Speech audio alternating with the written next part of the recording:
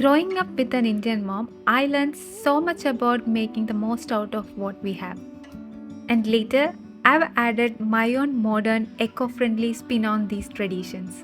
And in this video, I'll be covering some practical ways I reduce waste in my kitchen. So, hello everyone, welcome to another video.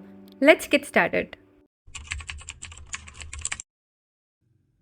One of the biggest ways I cut down on waste is by composting my food scraps.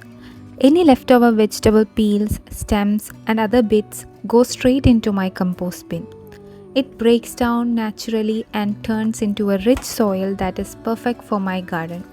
Some things like tea leaves and eggshells are amazing for the plants.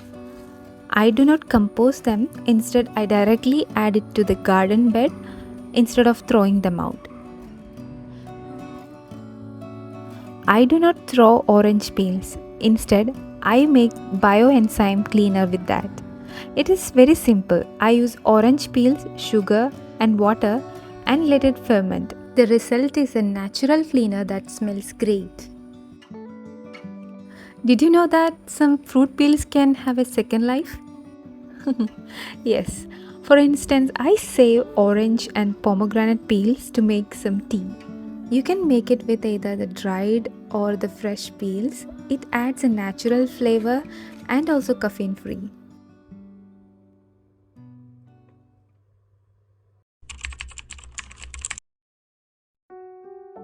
Whenever I rinse fruits, rice, or vegetables, I make sure not to let the water flow endlessly. Any rinse water I collect goes directly to water my plants.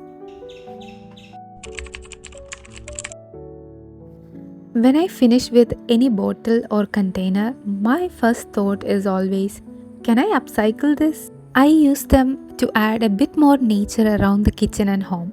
By placing a single flower stem or some greenery into a bottle, I can create a minimalistic piece of decor. Also, it's a great way to use glass bottles for plant propagation. The another way I use the finished plastic bottles and containers are by repurposing them for storing the dry ingredients. I use them to hold grains, spices and rice. They may not be aesthetically pleasing for the kitchen, but reduces a lot of waste.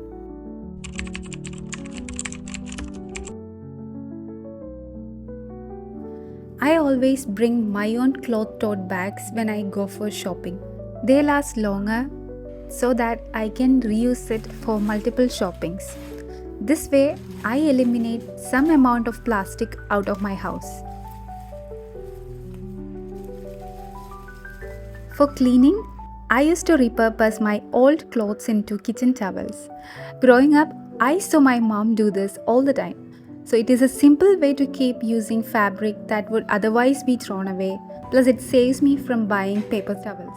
After each use, I wash it and dry it, and I can reuse it for the next time.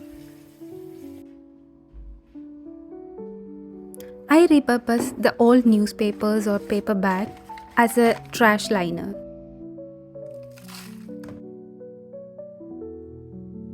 Upcycling is a big part of my daily life.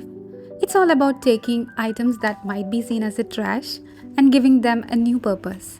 That not only reduces the waste but also adds a creative touch to my everyday life. That is why I decided to learn tailoring so that I can upcycle my old clothes to a new look.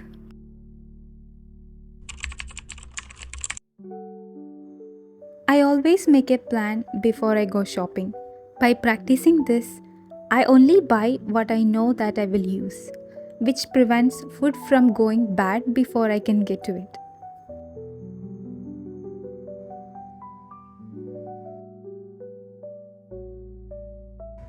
The another habit which I follow is to clean out my fridge and check the pantry every 1 to 2 weeks. This helps me to keep track of what I already have so I can use it up before it gets spoiled.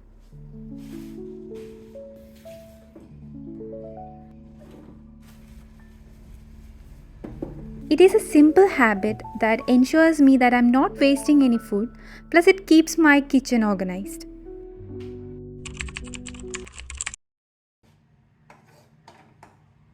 One habit I have worked hard to build is practicing mindfulness in the kitchen.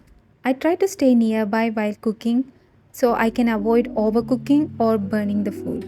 This helped me to reduce food waste and save energy. I also practice mindfulness with water, especially when washing dishes.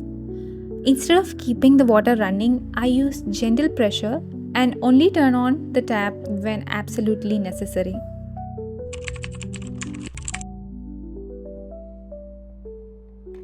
When I find myself with extra ripe fruits or veggies, or they are in season, I freeze them for later.